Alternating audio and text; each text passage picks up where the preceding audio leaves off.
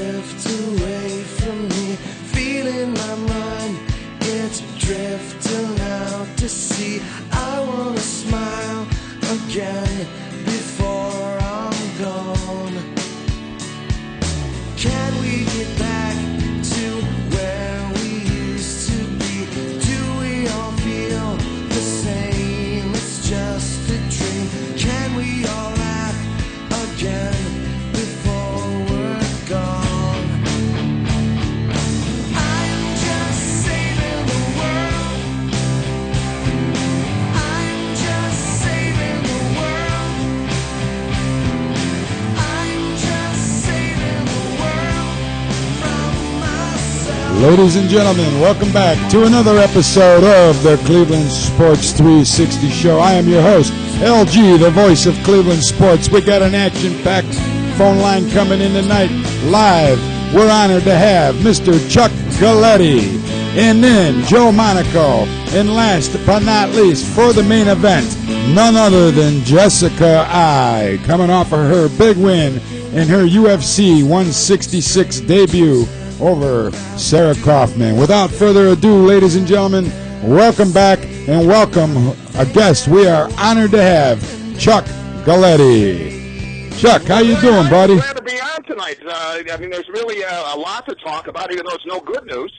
Oh, Chuck, I'm telling you, man. How you doing, man? Tell us a little bit. You know, for you people out there that don't realize, Chuck Galeti just got out of hospital not too long ago, open heart surgery. Tell us how you're doing, Chuck. We missed you, man. Well, I'll tell you, I'm doing better. It's been 5 weeks.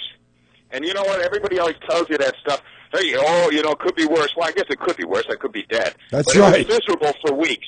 So I always look back to that beginning part. And then now I think about it this way. All I wanted to do at the beginning was be able to get those little things, being able to walk, maybe get a bowel movement, something like that. But now I feel a lot better. Oh, my God. Thank God you're doing good. Chuck, I just got to ask you, man. Nobody knows Cleveland sports better than you. Are you sure your heart didn't get broken when you're watching this Brandon Weeden playing for the Cleveland Browns? Well, I'll tell you this. I watched this guy now, and I wanted to stick up. I couldn't tell how bad he was until Brian Hoyer actually played. And if you got to remember, you look back over these 14 years of Browns football since they've been back, it's always the same thing, looking for a quarterback. And we finally get a great story, an underdog. Hoyer's been in the league 5 years. Granted, he played behind Tom Brady, but he never really played. Went to St. Ignatius, comes in. It was a different team. And then Brandon Weeden takes the team back over, and all the chances of postseason and everything else out the window. Here it is 7 games in, and I can't watch the guy anymore. Can you? I'll tell you, Chuck, I'm getting ready to get open heart surgery myself if I got to sit through another game when Brandon Weeden. I put a little present on your Facebook wall for you when you get back to Facebook later on. Look for the Weeden be gone. LG's Weeden be gone, man. Everybody, every new coach in the NFL should have a jug of this Weeden be gone. He's got to go, Chuck. I tell you, I was hard on the guy right from the first preseason game back in August of 2012, and I never liked this guy. I thought, wow, man, 3 for 9 in a preseason game, and then we saw that debut against the Philadelphia Eagles with his 5.1 quarterback rating. I really don't know how much my heart can take, Chuck. You got any advice for a guy like me, man? Diehard Browns fan? Well, I'll tell you this. I love the Weeden be gone, but remember, those weeds always pop back up. I thought this guy was gone when we got Hoyer in there. But let's be realistic. You look at that draft last year, as much as you want to say Hecker did a great job, and, of course, Holmgren getting guys like Josh Gordon in the supplemental draft, picking up guys like Travis Benjamin in a later round from the U. Now you look at last year's first round, and thank goodness Joe Banner got a first-round pick for Trent Richardson. That team scored 39 points last night. He had 47 yards on like 13 carries or something. We got a steal getting a first-round pick, even though it's going to be a late one with the Colts. But if you look at last year, 2 first-round picks, Brandon Weeden won't even be in the league next year. I don't even think he'll be a backup for anybody. And then you look at Trent Richardson, he's getting booed by his home fans in Indianapolis. Yeah, how can you give? You can't give anything for this Brandon Weeden, Chuck. I mean, ladies and gentlemen, Chuck Galeti joining us all the way from. He's at his son's down in Kentucky, enjoying a little rest and rehab after that open heart surgery. Thank God, I'm honored to have you on the Cleveland Sports 360. I've always been a big fan. It's a pleasure being on. I'm glad you asked me out. It's always fun to talk sports. I wish we were talking a few weeks ago when the Browns were in first place. Everybody down here is all bangled up. They got that horrible beer and everything else. Hootie, hootie, hootie. You're sick of it already. I got to tell you, Chuck, what really ails me is my daughter lives down in the Cincinnati area, marries a guy from Cincinnati, and they dress my grandkids in this Bengals gear. I said, what are you, some kind of a traitor? I don't get it, Chuck. Well, there are a bunch of front runners down here, though. I'll tell you this. They turned on the Reds and Dusty Baker. I mean, you look at the Reds team, you look at the Indians team this year, both of them made it to one and done in the playoffs, but down here they really took it personal. Oh, absolutely, man. And now I don't know if you realize this, but Jim Leland stepped down today, man, from the Detroit Tigers. Yeah, very emotional press conference for Jim Leland. I'll tell you this. I've always been a fan of Jim Leland. It goes back to, I remember I got to cover the World Series when the Miami Marlins, or they were then the Florida Marlins, beat the Indians. I have no ill feelings toward Leland from there. I have no ill feelings, even though he did manage the Motor City Kitties. I think he's always been a class act. You can go back to when he was the manager of the Pirates with a young Barry Bonds and Bobby Bonilla on that team. He didn't take any crap from Bonds. I still remember that video when he chewed him out. Oh, it was absolutely. Unbelievable. When he wouldn't take anything from Bonds. I think Leland's a straight shooter. He was a great manager, and I wish him only the best. Hey, what else can you do with a guy like Jim Leland smoking cigarettes right in the dugout, you know? I mean, right in the dugout. He didn't want to chew. He wanted to smoke. You got to love that guy, Chuck. Hey, Chuck, tell us a little bit. What is this Cleveland Browns team, what are we going to do, man? What's your thoughts here? Well, I don't know what's going on now. I mean, I imagine they turned to Jason Campbell. I don't think anybody else is really out there to pick up. Some of these guys have been floating around. You look at the different teams throughout the league, and certain guys step up. Heck, our third-string quarterback's winning games with the Buffalo Bills. But I look at this team right now. When I look at the Browns, I just see shambles again, something we've seen for 14 years. Here it is. The frost hasn't even hit the pumpkin yet, and we've got quarterback problems, and we don't know who the heck's going to be in. It's going to be a revolving door every week. Gorczynski's got to do what every other coach has done in the past. Last week he loved the guy. This week, well, we don't know if he's going to play this week or not. So it's just going to be nonsense from here on out. Hey, Chuck, I just got to ask you, what's your thoughts on this owner with Jimmy Haslam, man? The FBI circling in on him the other day. 91 trucking companies walked away. They said, no way, we're taking your hush money. We're going to court on this thing. What do you see happening with Jimmy Haslam? This is the guy that came in. He bought the team from Randy Lerner, and everybody thought, oh, my God, this guy's for real. He had a little minority part of the Pittsburgh Steelers. What do you see happening down the line with this guy, man? Well, let's be realistic. I mean, I don't have a crystal ball, nor do I have a lawyer or anything else, but he's not going to be the owner of this team. When everybody in your company says, okay, I agree to work with the federal government if I plead guilty, and there's nobody left in your company except you, who do you think they're testifying against? Yeah. I mean, that's the guy they're going to get. So it's just a matter of time now. Now, I was told the only reason Lombardi and Joe Banner were put in place. Now, you think about this. A good old boy from Tennessee that came up here, we're going to win a Super. He wouldn't have hired some good old boys from Tennessee. He was told to hire those guys because the league knew something was up. They didn't know it was this severe, but they knew something was up. But that number was so high, $1.2 billion or whatever he gave Randy Lerner, that they wanted that number there. So every team, no matter how bad you suck, if the Browns have been bad since 1999, will have to sell for more than $1.2 billion. Yeah, that's unbelievable, man. And I thought you got the diehard fan base here, Chuck. I mean, what are we going to do? Hey, ladies and gentlemen, we got Chuck Galeti all the way from Kentucky on the phone with us. He's rehabbing from his open heart surgery, in case you're just tuning into the Cleveland Sports 360 show. Chuck, we got this diehard fan base. You put garbage on the field for 14 years, and they're still packing into the Cleveland, whatever they're calling it, First Energy Stadium now. I mean, well, we got the greatest fans. And really, when I say this isn't some homer statement. It's true. These are great, diehard fans. And it looks like we're on our way to having some good, solid players. Right now we need a running back, and we need a quarterback. Now, that kind of, sounds redundant. We've been saying that for years. But, I mean, I think they got some pieces in place.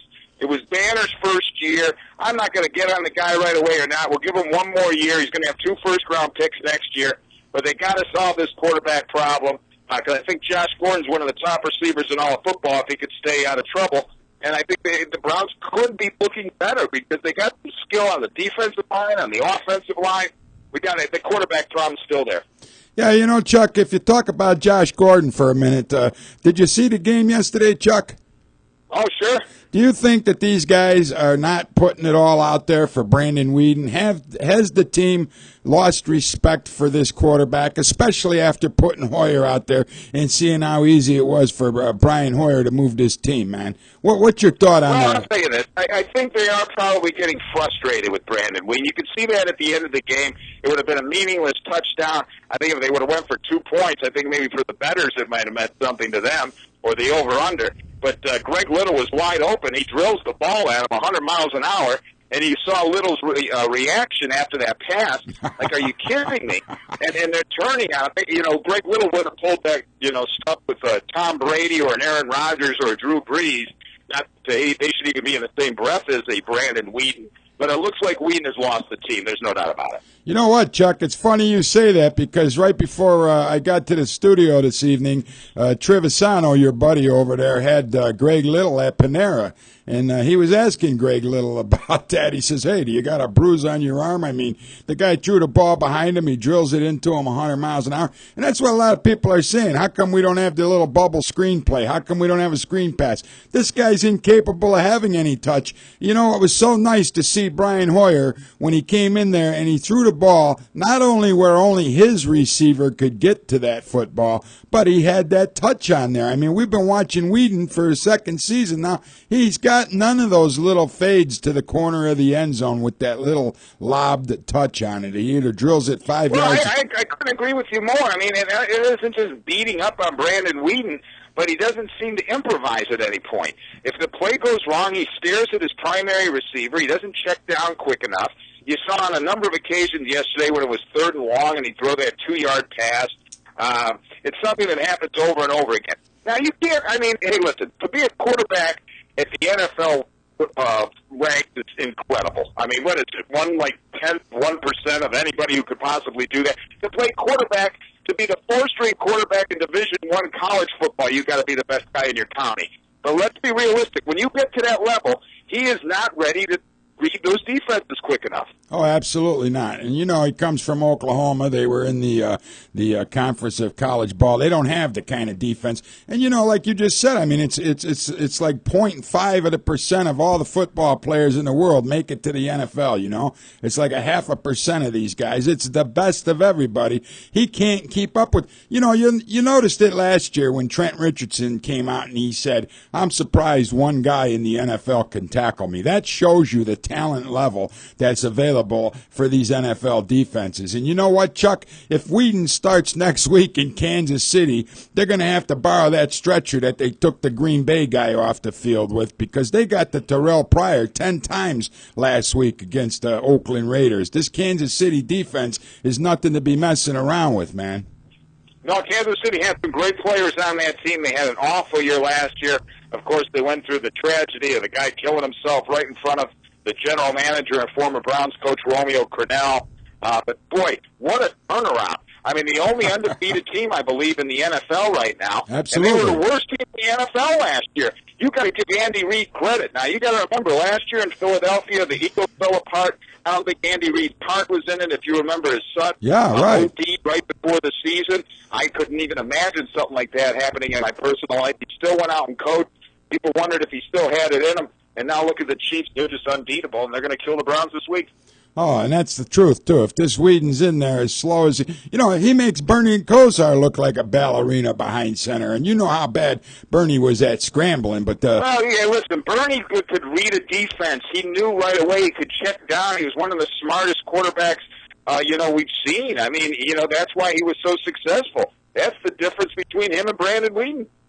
So basically, when you saw Hoyer, and you've been around Cleveland Browns football, I mean, long before they ever moved to Baltimore, and you saw the comeback from 1999, you've been covering Cleveland sports just as long as I can remember, Chuck. But let me ask you, man, with Hoyer, this football team with the same guys on the field looks like a completely different football team. Do you see it that way, Chuck?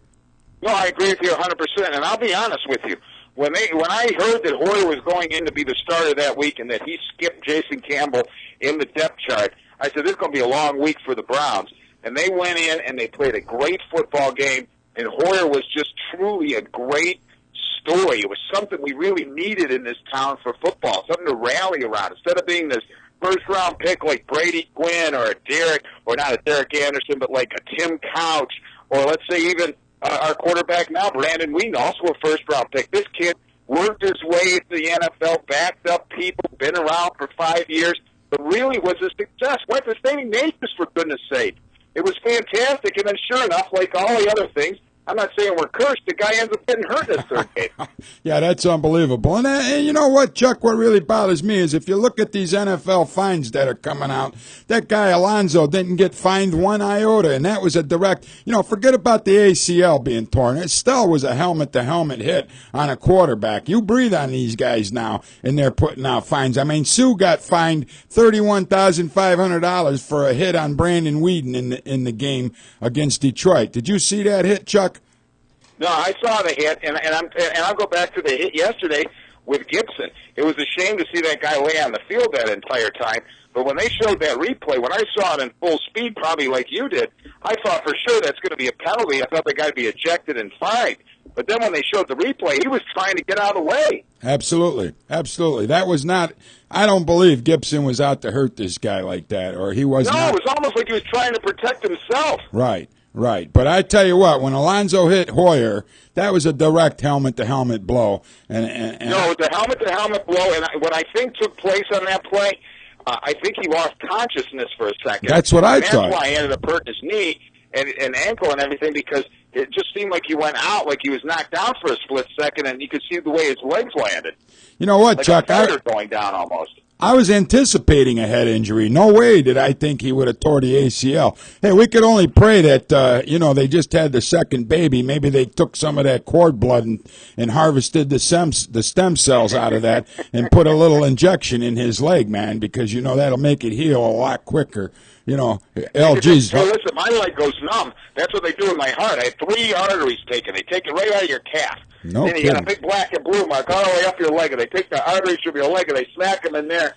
Oh, it's been no fun, my friend. Well, hey, like you said, at least you're on the right side of the dirt, man, and we're able to get you on the Cleveland Sports 360 show, ladies and gentlemen. Chuck Galeti.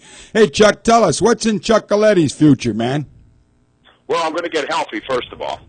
And after I get healthy, I don't know I'm trying to take it day by day. But when I get healthy, I hope to be working somewhere, getting something cooking. I love doing Chuck's Last Call. It was a ball. Best show I ever did. I really was proud of it. I love doing it. I don't know if I'll do something of that nature or I'll ever have that opportunity again. If I don't, that's fine. I'll go down some other kind of path.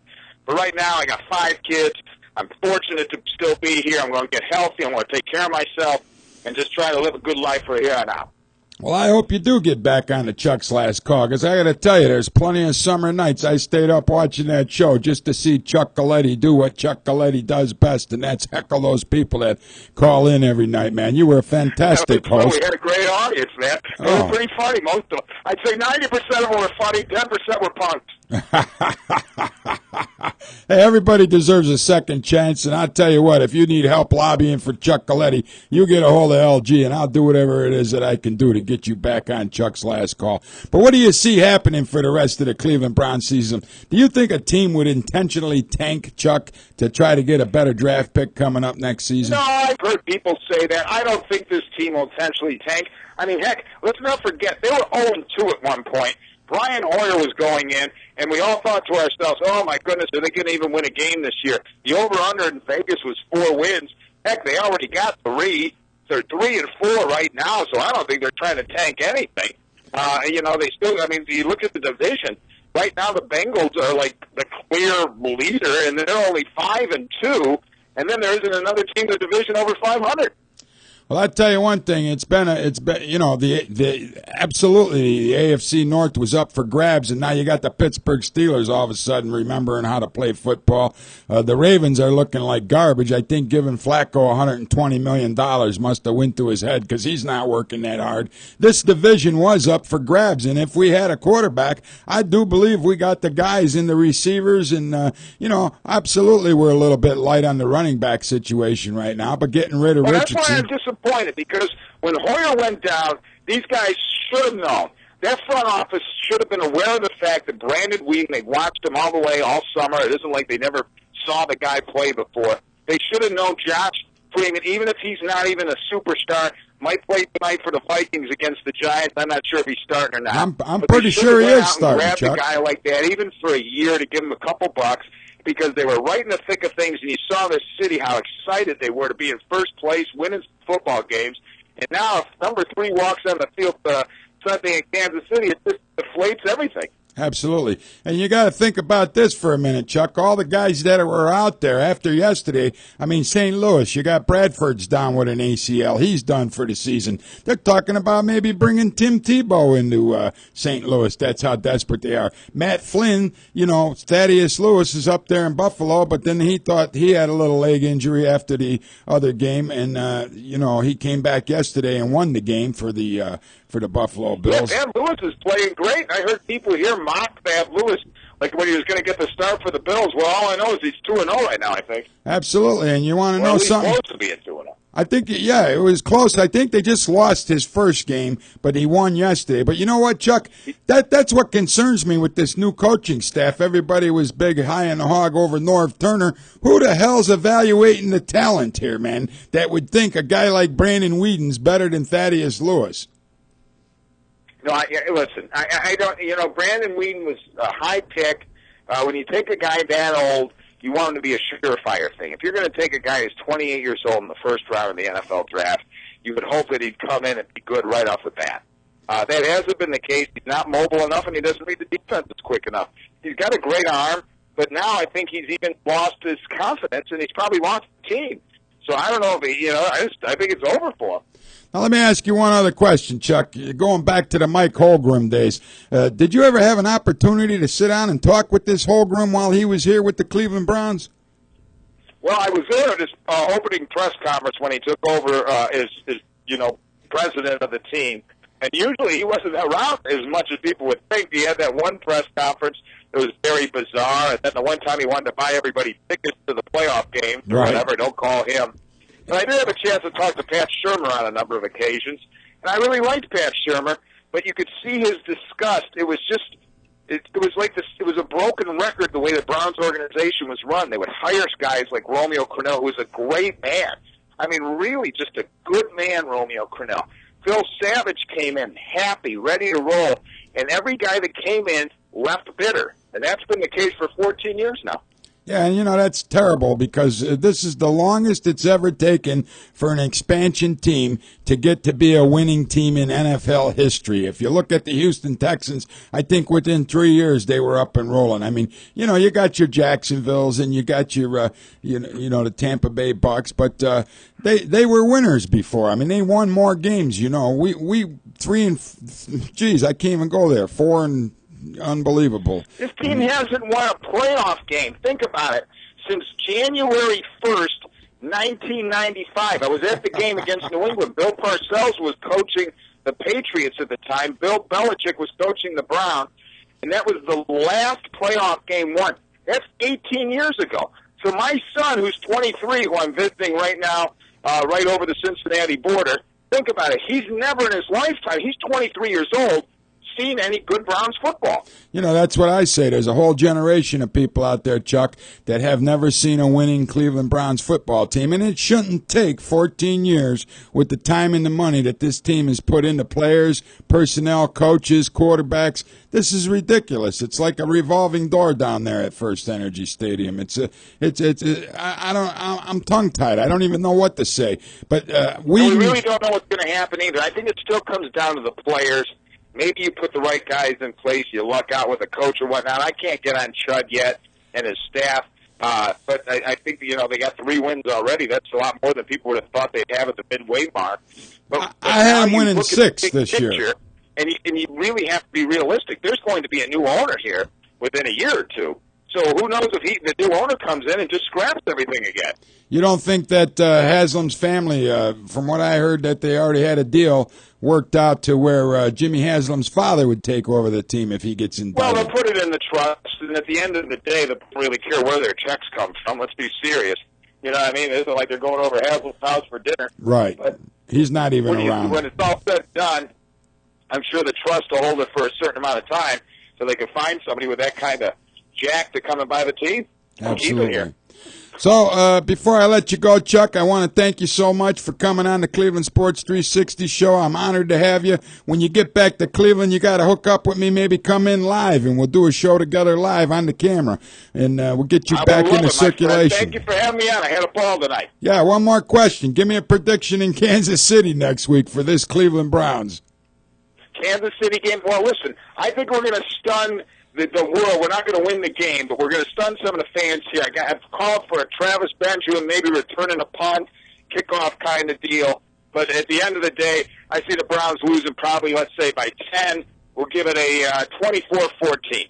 Okay, there you have it. Chuck Galeti, ladies and gentlemen. Chuck, nothing but the best to you, man. Like I said, get in touch with me when you get back in the Cleveland area. Man, we'll get you in here on a Monday night, and we'll see what the hell happens. I'm going to start writing letters to whatever the hell it's called now, Sports Time, Fox, Ohio, whatever they call it. Well, I don't know. I think that ship might have sailed, but who knows? Someone will give me an opportunity. It was a hit show. We had unbelievable ratings, good sponsors, everything else. So something good's going to happen down the road, I hope. And if not, like I said, I could always go in another direction. I'm glad I'm feeling healthy. And I really do appreciate you letting me come on tonight. I had a ball. Chuck, it was my honor, man. God bless you, man. Stay healthy, and we'll look forward to meeting you soon, okay?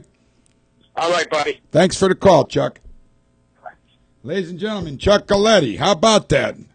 Chuck's last call. What a local legend this guy was, man. And you heard it right from him. Weeden be gone. That's what we need here in the city of Cleveland. We're going to take a little time out. When we come back, we're going to talk to our man down there in Nashville, Tennessee, Mr. Joe Monaco. He's going to chime in and give us some thoughts, what he thinks about Weeden be gone. Don't turn that dial. Stay tuned. We got Jessica I coming off of her big win, UFC 166 over Sarah Kaufman in Jessica I's debut fight. We'll be right back with more of the Cleveland Sports 360 show. I wanna smile again before I'm gone. Can we get back to where we used to be? Do we all feel the same? It's just a dream. Can we all laugh again before we're gone? I'm just saving the world.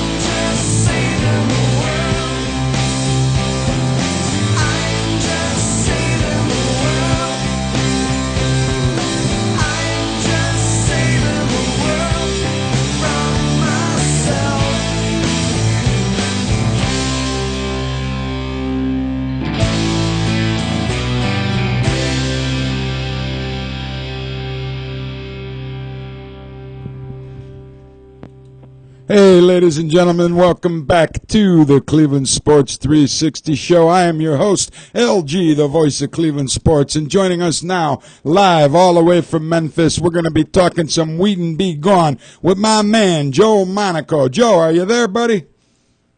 I'm here, LG. How are you tonight? Oh, man, what an action-packed hour we got in store tonight, Joe. We had Chuck Galeti on. What a gentleman he is. He gave us his prediction. He thinks we're going to stun a few people. We're not going to win next week in Kansas City, but he thinks the Browns could stun a few people. We got you, Joe Monaco, all the way from Nashville, Tennessee, and then at the 7:45 mark, we're going live with Jessica I, coming off of her big win, UFC 166. What do you think of that, Joe?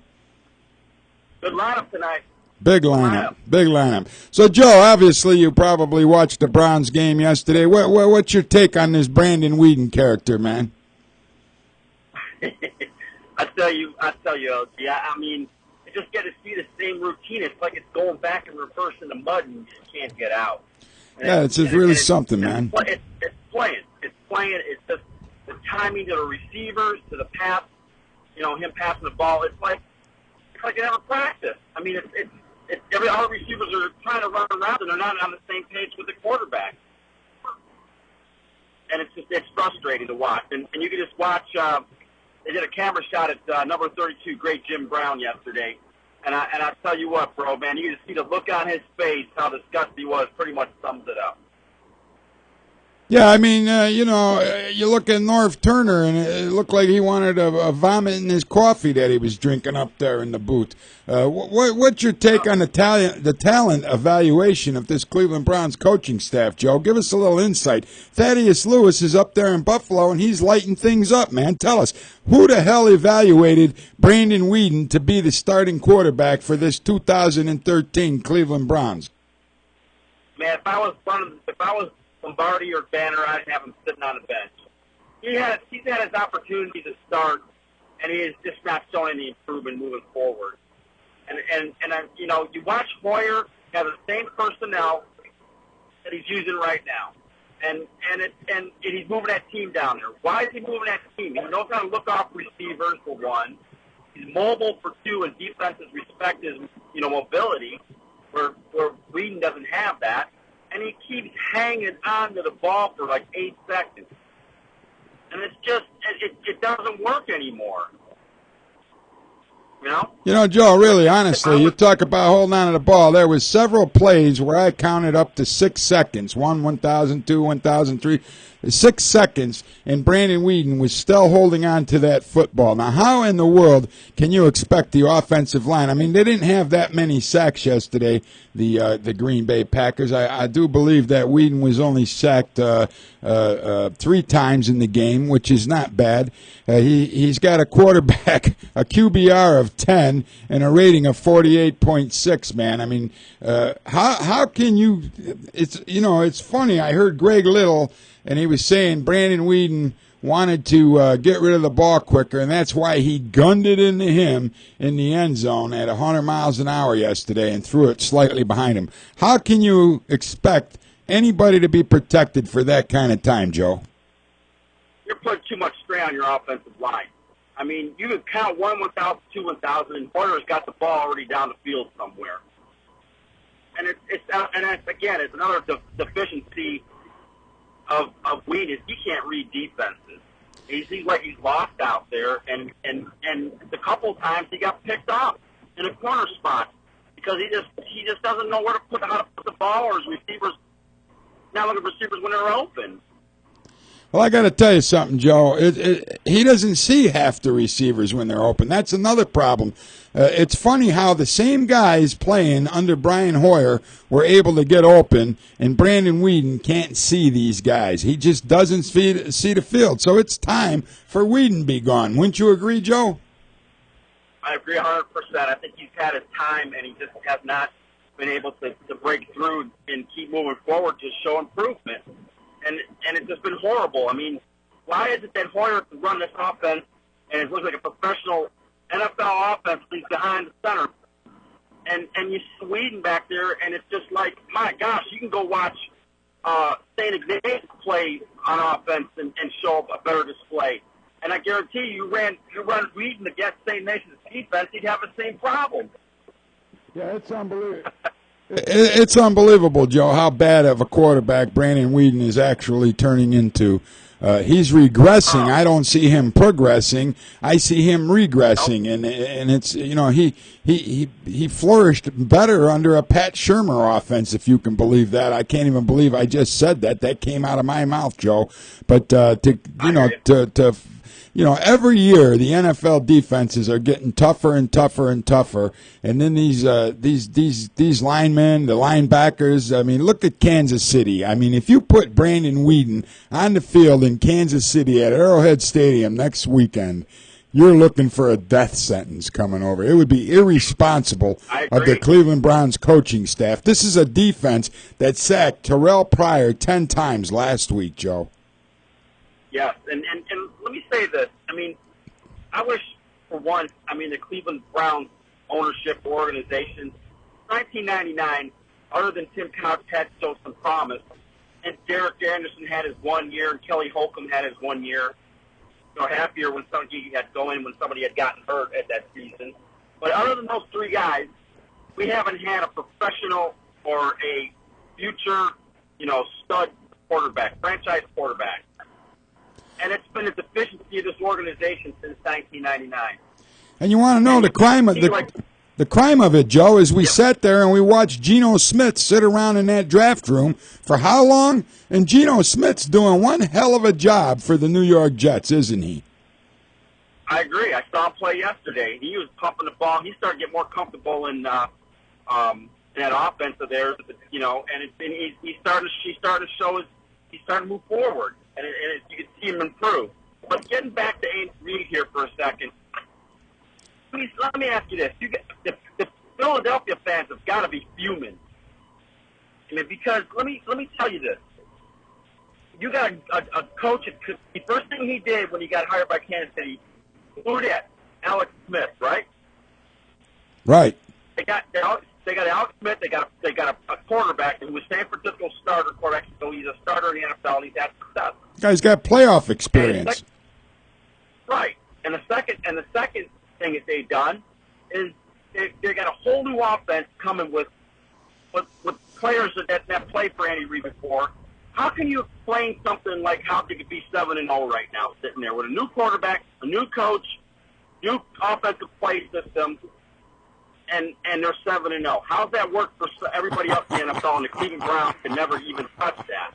Well, that's something Chuck Galeti and I were just discussing. How long has it taken the Cleveland Browns to try to build a franchise? Joe, this is an NFL record, man. I mean, look at the Houston Texans. Within 3 years, they had a winning football record. I'm not saying they won a Super Bowl, but within 3 years, these guys were winning more games than they were losing, man. It's just unbelievable. And I don't see what the hell's going on here in this. I mean, like Chuck said, we don't want to say we're cursed, but my God, I mean, this is enough's enough. Look at the New York Jets, Joe. They got a winning record at 4-3 with a rookie quarterback. Now, this rookie quarterback was not supposed to be the starting quarterback. Obviously, Mark Sanchez went down. Geno Smith took over.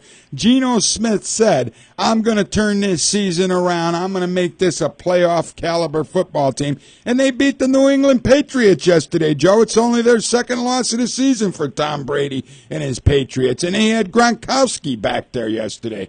This Geno Smith has confidence. He has ability. He knows how. We got a guy that has 2 years of college football under his belt. He didn't grow up playing football. He can't read a defense. He doesn't know what he's looking at. And you got a guy like Geno Smith, comes out of West Virginia, goes to the New York Jets. Why in the hell did we pass over Geno Smith, Joe? I don't know. I don't know what the Browns looking at, but I think they had a stroke of temporary genius. It's too bad that Hoyer got hurt. But if Hoyer was healthy, I can guarantee you that game yesterday would have been a lot closer than what it was. Oh, this was the team was much more confident, LG, with Hoyer running the show, and the defense is all pumped up, but the defense has gone flat or they're tired out because they're going 3-and-out on offense every time. Right, and if you just looked at the first couple of passes that Brandon Weeden opened up this game with, you got to think to yourself, what in the world was he thinking? And if I'm the coach of the Cleveland Browns, I'd bench him right then and there, Joe. He missed these guys by 15 yards, man. Joe? Did we lose you, Joe? That's the beauty of live radio, folks. You never know what's going to happen. That's Joe Monaco. Obviously, we got a blind spot in the cell phone satellite hookup, and we lost Joe. But we only had a couple minutes left with him anyways. We're talking Cleveland Browns football. We're going to switch over to UFC 166 momentarily. We're going to go live at 7:45 with Jessica Evil Eye, who's coming off of her big debut win over Sarah Kaufman. UFC 166. What a thrilling fight this was, ladies and gentlemen. Hey, it's good to see somebody from Cleveland that knows how to win something. You know what I'm talking about? This lady went out there and she completely dominated Sarah Kaufman for the first 2 rounds of that fight easily. Hold on a minute. I think we got Joe coming back. That you, Joe? Hey, that's all right, man. Live radio, you know what I'm talking about? And plus the satellite hookups. Yeah. Stuff's going to happen. We only got a couple minutes left with you, maybe a minute and 30 seconds. We got to go live with Jessica I at 7:45. So tell us, Joe, what's your final thoughts on this Browns season? What do we have to do to go and move forward from here, man? Make it quick. Let me see this. I mean, obviously Weeden's not the answer anymore. I don't know what Jason Campbell's going to do because he hasn't started. And it's going to take him a little bit to get in sync. But who do they get out there? Who's out there that's available that you would say would give a shot? I know there are people throwing out Tebow's name out there or Troy Smith's name out there. But I mean, I would give Troy Smith a shot.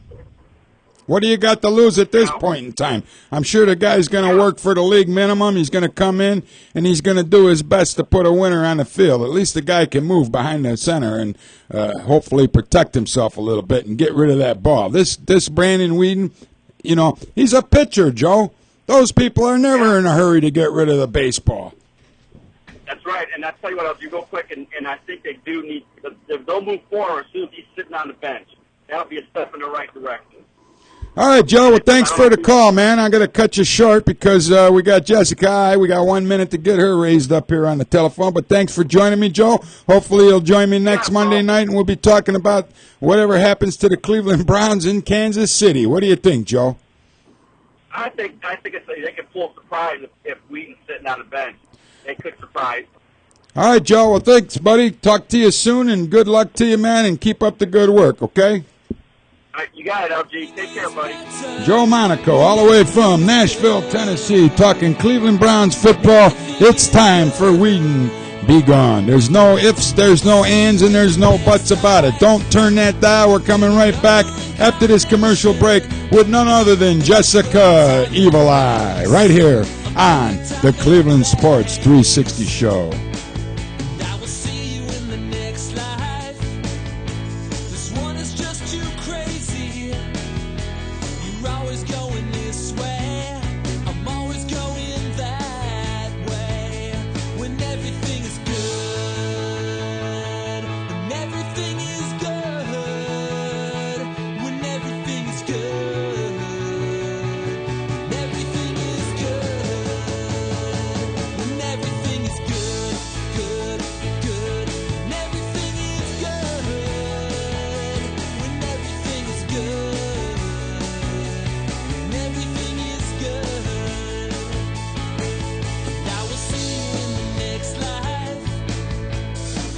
Ladies and gentlemen, welcome back to the Cleveland Sports 360 Show. I am your host, LG, and joining us live on the phone is none other than Jessica Evil Eye, coming off of UFC 166, her debut fight with Sarah Kaufman, and she comes back to Cleveland victorious. Jessica, how are you this evening? I'm really good, just eating up in my house and relaxing and kind of soaking in, everything that, happened over the weekend. Well, I got to tell you, Jessica, LG was glued to his television screen, and I didn't move one iota while I saw you come into that cage, and you did a phenomenal, phenomenal job. Tell us, how did it feel to walk in and see the crowd there at the UFC 166 in your debut match? Oh, it was awesome. I mean, there were so many people there, and everybody was super excited for me. I mean, they were super excited for Sarah, too. I mean, I feel like we both had a lot of people supporting us. So it was an amazing and surreal feeling for me. Now, Jessica, I couldn't help but to notice you had to move up in weight class to the 135. Normally you're 125, right? Yeah, well, that's usually where I've competed at. And you really looked lightning fast, and you really outclassed Sarah Kaufman. Did you expect to be able to hit her as many times as you did in that fight? Yeah, I definitely knew that going up in a weight class, that one of, my advantages would be my speed and be my quickness. And I was really nice to see it, applied, against a heavier fighter and stuff like that. I felt like I was equally matched with her. I didn't feel like she was any stronger than me by any means. Yeah, I didn't think so either, especially when you were in the clinches and she was trying to keep you up against the cage. I saw how you rolled her out, and you always landed one on the break. That was very good fighting technique. Is that something that you practice on a lot? Yeah, absolutely. I mean, every fighter you want to come out on the break, hitting so that you don't get hit. And there was a couple of times, when I stood up straight and she was able to counter those and hit me, but I felt like on the exchange of the cage work and the dirty boxing, I really scored more points and hit the hits. Now, Jessica, I got to tell you, we got a picture of you on the screen here sporting your pink bikini, sponsored by foreverforever.com. Paul's obviously a big supporter of Jessica I. What did it mean to you to have a guy like Paul come all the way down to Houston to watch this UFC 166 debut for Jessica I? It was awesome. I mean, Paul is an absolutely great man, and he's so supportive of my career, and really, has helped me to exceed and to be able to get to this level and feel comfortable, and it was really important to have everybody I care about most there supporting me. I had a ton of great people there. Now, obviously, this pink bikini was to bring awareness to breast cancer, October's Breast Cancer Awareness Month, and I didn't see too many other people in the UFC sporting pink. What did it mean to Jessica I to go out there and rep Breast Cancer Awareness Month? It was awesome. I mean, I think Sarah, she actually was wearing something also, too, which was really nice to see that both the females were trying to represent, breast cancer and bring awareness. The only thing I saw her wearing was a little bit of red underneath her left eye there. Yeah, right? Courtesy of Jessica I, Evil Eye. What do you think? What's your next step coming into the UFC? Obviously, they welcomed you with open arms. I think you surprised a lot of people. Tell me, what was the talk after Jessica I won that split decision? It was, enjoy my week, and they'll be in touch with me to let me know my next steps. So, really, I'll be back into the gym. I'm going to let myself heal up. Obviously, I got hit in that later round and have a nice swollen eye. So, I'm going to let that heal up and get back to the gym and figure out what they want me to do next.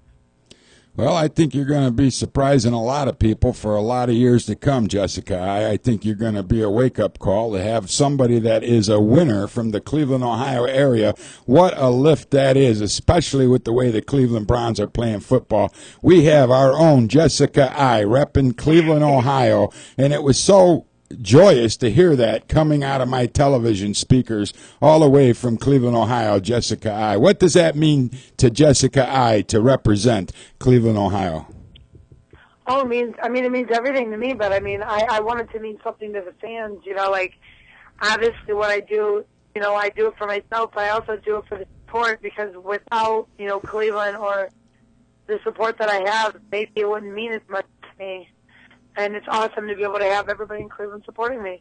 You're just an awesome person, though. I got the pleasure of meeting you a couple of times in person. I've never met a lovelier lady that fights people for a living than Jessica I. I have to throw that out there because really you are one of the nicest people I've ever had the pleasure of meeting, and it's an honor to say I know Jessica I. And it's an honor to have you on the Cleveland Sports 360 show tonight, too. I just want to put that out there for you. Oh, well, hey, thank you. I treat people as they want to treat me, so it's fair. So you've always been super nice to me, so you deserve the same treatment back. Well, that's nice. I really like it. And I write some great articles for you, too. Hopefully you got a chance to read some of them. Hey, look at this face in this excitement on your face is all I can say for the announcement of the split decision.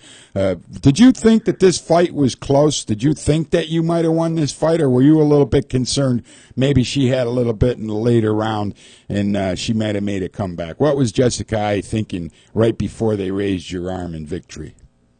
Well, I definitely know. I was very confident that I won the first 2 rounds. Did she win the third round? Of course. I mean, she didn't dominate all 5 minutes of it, but there was a good 3 minutes towards the end that she did a great job. But I feel like at that point the fight was already over, and I felt like I had won it. Now, obviously, Sarah Kaufman's not just some fly-by-night fighter that they threw into the cage. She's amazing. Yeah, and she was a past champion, right? I mean, she was somebody to be reckoned with, and you went in there and you pretty much wrecked her. So, what did Sarah Kaufman say to you after the fight? Good job. I mean, we both kind of said good job. I went to her locker room after, and I'm sure emotions were still rather high, but she didn't seem too receptive when I wanted to talk to her. But I mean, I'm sure, it's disappointing for her. It was both a big moment for both of us. And I watched the fight a couple times, and I can honestly say that it was an amazing fight as a fan. To watch that fight, it was amazing for both of us. I'll tell you what, Jessica, I did not move away from my television screen for 1 second. And I tell you what, that's unusual for me because I have a lot of things to do. I'm a busy guy, and I'm always running around like crazy. But watching the fight and seeing how you performed, is there anything that you might have wanted to do different next time? I mean, I don't want you to put your secrets out there, but, you're going to be your own worst critic. What did you see that Jessica I might be able to improve on for the next time? I should have wrestled or grappled her a little bit more. Well, see, I felt like I could have taken her down. I should have shot for a takedown and won that and sealed some deals on some of them rounds. I thought you were doing a great job with the hammering away of the face and getting in and out before she had a chance to react. I mean, your speed to me as somebody that's watching, and I have to tell you, I mean, because of Jessica I, you're making LG a UFC fight fan. Of course, Bobby Friend took me to a couple fights, and then Paul invited me down there in Cleveland when I met you at the Nautica Pavilion to those fights. But I tell you, I was never into the UFC so much. But I have to tell you, I think your speed, it looked like you were at least twice, maybe 3 times as fast as Sarah Kaufman. I mean, so do you really think getting in there and wrestling is going to give you a bigger advantage, or do you think your speed is what makes Jessica Evil Eye? I think I need to mix them up. I need to be able to know when each one of them is applied and when can help me win a round or score me points. Because in fighting, it's about scoring points. It's not just throwing 1-2s. It's about the kicks, the grappling, the cage control, all of that, and that all needs to be done. Excuse me. Now, were you nervous going into your first UFC event? I mean, I don't know if I was nervous. Isn't a good word. I mean, I don't know if I want to use it because nervousness comes from doubt. But I was anxious. Okay, that's a good way to put it. Because you were very confident you were going to go in there and win this bout, weren't you? I didn't know if I was going to. I mean, I knew, obviously, I don't try to jinx myself, but I was going in there giving everything I had, and that's everything that I had for that moment. And now I've kind of expanded myself to that point, so now, obviously, the next time I'm going to fight even harder. I can't wait to see it, Jessica. Now, I saw a little article written about this pink bikini, and it said that you were going to prepare this thing and have it cleaned and put in a frame and sign it, and then you were going to auction it off for breast cancer awareness. Do you have any details on that yet? Where could people, maybe that's interested in getting a piece of Jessica I paraphernalia for their collection, do you have any details when that's going to be available? No, here within the next week or so. Okay. I just have to talk with Paul, and we're going to get everything to him. Within the next week, we should probably have some kind of details. All right, well, listen, I'm going to let you go. I know you got a busy night ahead of you, just coming back to Cleveland. All the friends and well-wishers are gathering at your house for dinner, I understand, and I hope you have a great evening. We're about to eat. And have some good food, get your nourishment, and I can't wait to see Jessica I in the UFC, the next UFC event that you take part in. Thank you so much, LG. I appreciate it. Hey, thank you, and it was an honor to have you on the Cleveland Sports 360 show. We'll talk to you soon, Jessica. Have a great week, okay? Take care. Thanks. You too. Bye-bye.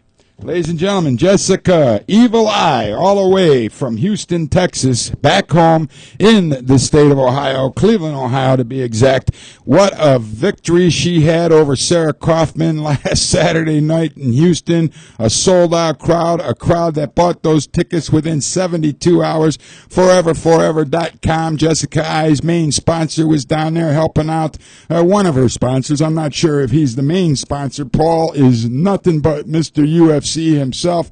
He loves that stuff. He lives for it. He made the trip down to Houston to support one of his favorite fighters, Jessica Evil Eye. And as we just told you, folks, the pink bikini with the Forever Forever logo on it was for Breast Cancer Awareness Month. This bikini will be prepped, will be cleaned, will be put into a frame, and you'll have a chance to bid on it. Stay tuned to Cleveland Sports 360. More details coming up about this pink bikini that Jessica I wore to the weigh-ins. And I tell you what, you get a piece of Jessica I paraphernalia, you put it in your UFC collection, and that's going to be worth a lot of money, because I think this young lady is just really getting started. This was her first UFC fight. She went in against a very, very experienced fighter. Obviously, Jessica I hasn't fought in the UFC before. There's a little bit more technical data that she needs to get acquainted with, as you heard her talking about grappling, takedowns, scoring more points. She scored enough points to win this fight against a very experienced fighter that was a former champion. She is no slouch, this Sarah Kaufman. Jessica I was too much for this girl to handle. She came out with the split decision. I really thought there shouldn't have been a split decision. I had it all 3 rounds going to Jessica I. Sarah Kaufman tried to slow down Jessica I. The speed was just too much for Kaufman to deal with. I was doing a fantastic job getting in there, throwing combinations, messing up her face. I see nothing but great things happening with Jessica I. And if you want to get your own Forever sportswear, get your butt on the internet and go to ForeverForever.com. Help Paul support Jessica I. Help him sponsor her and help more faces like this right there when they announced the split decision going in her favor. That's going to end the Cleveland Sports 360 show tonight. I want to thank my special guest, Chuck Galeti, all the way from Kentucky, recovering from open heart surgery.